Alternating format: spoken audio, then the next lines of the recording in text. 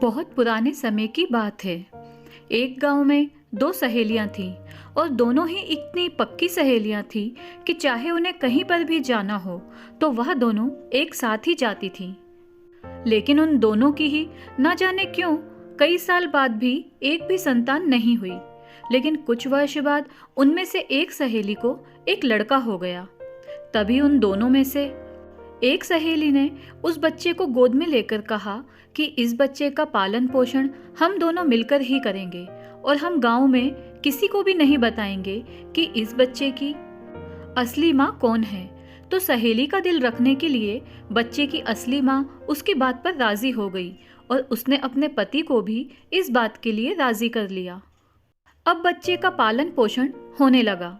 तभी एक दिन अचानक उनमें से एक सहेली ने बच्चा अपनी गोद में लेकर कहा कि अब तुम मेरे बच्चे को मत खिलाया करो, मैं खुद इसका पालन पोषण कर लूंगी।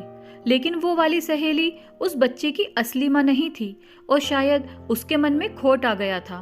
अब उस बच्चे की असली माँ खूब रोती हुई अपनी सहेली से ये कहती है कि तुम्हें शर्म नहीं आई मेरे बच्चे को अपना बच्चा कहने में?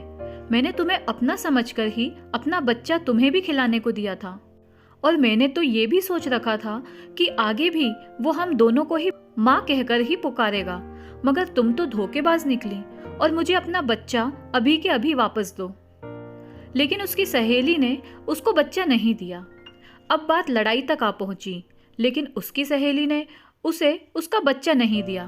तभी बच्चे की माँ रोती हुई गांव के पंच के पास पहुंच गई। तो अगले ही दिन गांव में पंचायत बैठ गई। तभी पंचायत के मुखिया ने दोनों ही सहेलियों से बारी बारी से पूछा कि सच सच बता दो कि ये बच्चा किसका है, हम उसे माफ कर देंगे, वरना झूठ बोलने वाले को हम गांव से बाहर निकाल देंगे। लेकिन ये क्या, वह दोनों ही ये बोल रही थी कि ये बच्चा मेरा है। अब पंच बड़े ही धर्म संकट में पड़ गया। वो भी नहीं समझ पा रहा था कि ये बच्चा किसका है। तभी पंच ने एक चाल चली और अचानक उसने गुस्से में किसी आदमी को कहा कि इस बच्चे के 2 टुकड़े करके इन दोनों को दे दिए जाएं।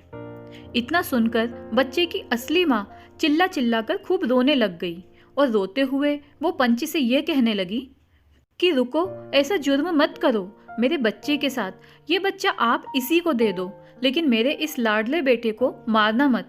ये कहकर उस बच्चे की असली माँ घुटने के बल बैठकर खूब ज्यादा रोने लगी। लेकिन उसकी दूसरी सहेली कुछ भी नहीं बोली और वो तो अपनी जिद पर तन कर खड़ी रही। लेकिन शायद यह उसकी जीत नहीं थी, क्योंकि पंचायत का मुखिया तुरंत समझ गया कि कोई भी माँ अपने बच्चे को यूं ही मरते हुए नहीं देख सकती और उस बच्चे की माँ को अपने बच्चे के लिए यूं रोते देखकर तो कोई भी समझ जाता कि बच्चे की असली माँ वही थी।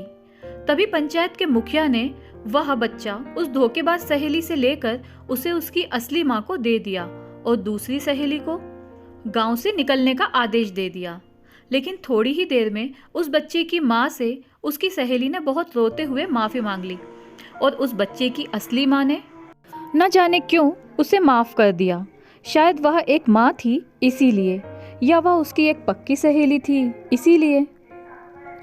तो ये थी हमारी आज की कहानी। आपको कैसी लगी हमें कमेंट करके ज़रूर बताएं। धन्यवाद।